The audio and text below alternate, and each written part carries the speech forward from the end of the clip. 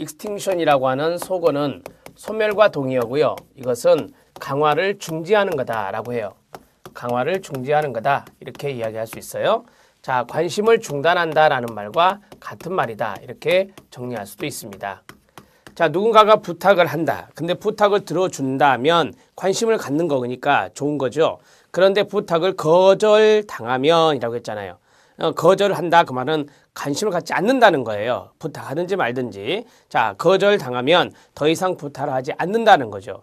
그러한 것들이 이제 속어의 내용이 될 수 있다. 자, 누군가가 부탁을 했을 때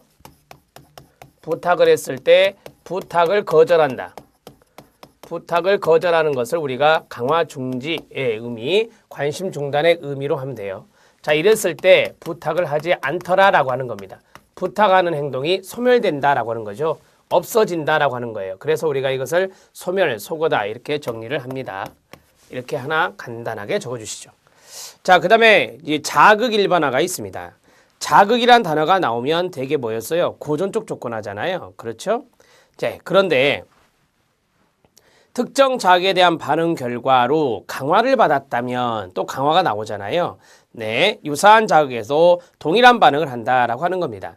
선생님에게 인사를 잘해서 칭찬을 받았습니다. 이 칭찬이 강화죠. 좋은 거니까 계속 다른 어른들에게도 인사를 하더라라고 하는 겁니다. 이게 이제 자극 일반화다 이 말이에요. 유사한 자극에서도 동일한 반응을 보인다라고 했습니다. 그러면 이제 우리가 칭찬을 받은 것이 바로 자극 아닙니까? 이걸 또 받기 위해서 뭐예요? 바람직한 행동을 다른 사람들에게 또 하더라라고 하는 겁니다. 이것들을 우리가 자극 일반화다 이렇게 말합니다. 자, 자극 일반화. 여러분들 여기 보면 제가 이제 고전적 조건화도 된다고 그랬잖아요. 자, 보세요. 외부로부터 부탁이 들어왔습니다. 이게 스티뮬레이션 아닙니까? 그렇죠? 자, 부탁을 뭐 한다? 거절했다. 이게 반응이에요. 부탁이 들어왔다, 나 거절했다면, 부탁을 거절했다면 그게 반응이란 말이에요. 따라서 이러한 것들이 바로 우리가 이야기했던 고전적 조건화거든요. 그래서 이거 속어하고 그 다음에 두 번째 자극 일반화가 있는데요. 자극 일반화는 이 자극에 대해서 동일한 반응이 나타나는 거예요. 그래서 우리가 이것을 자극 일반화라고 앞에서 배우셨어요. 그런데 어떠한 자극이 들어왔다. 어떠한 자극이 들어왔습니다. 자, 이 자극이 바로 뭐냐면 거기에서 칭찬이다라고 했어요. 칭찬이라고 하는 것은 강화물이거든요. 강화물입니다. 자, 그러면 어떠한 자극이 들어왔느냐? 칭찬이 들어오니까 동일한 자극, 즉 이 칭찬이라고 하는 것을 더 외부로부터 받기 위해서 바람직한 행동을 하더라라고 하는 거죠. 그러한 것들이 이제 자극 일반화다 이 말이에요. 동일 자극에 대해서 자, 유사 반응을 계속하더라라고 하는 거죠.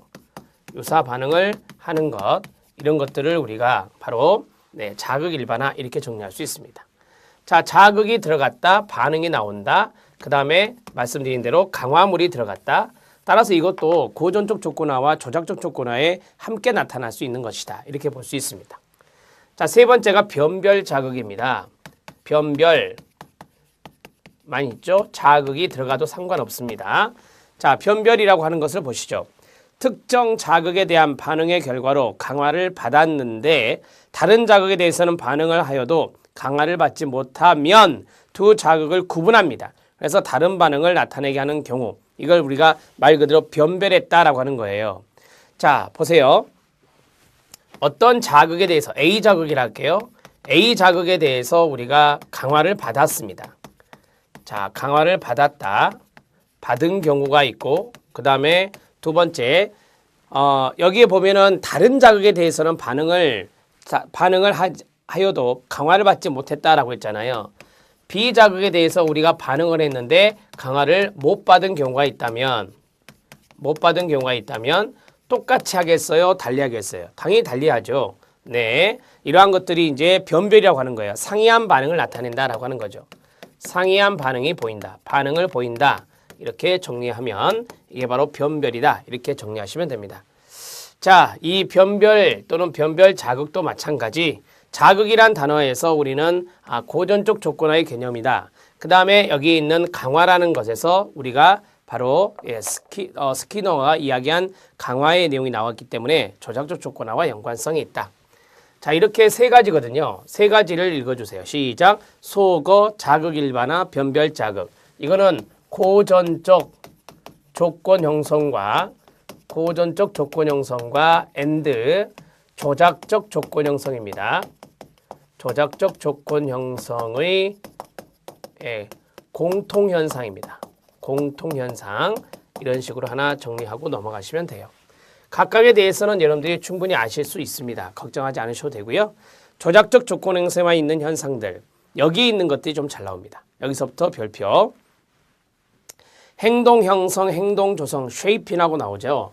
자, 행동 형성, 그 다음에 행동 조성, 조형이라고도 합니다. 조형, 그냥 단지 두자로 조형. 그래서 쉐이핑이라 하는데요. 말 그대로 행동을 포맷하는 거예요. 행동을 만들어가는 겁니다. 그러면 보시죠. 사례를 보면 조금 쉬울 것 같아요. 3번 보세요.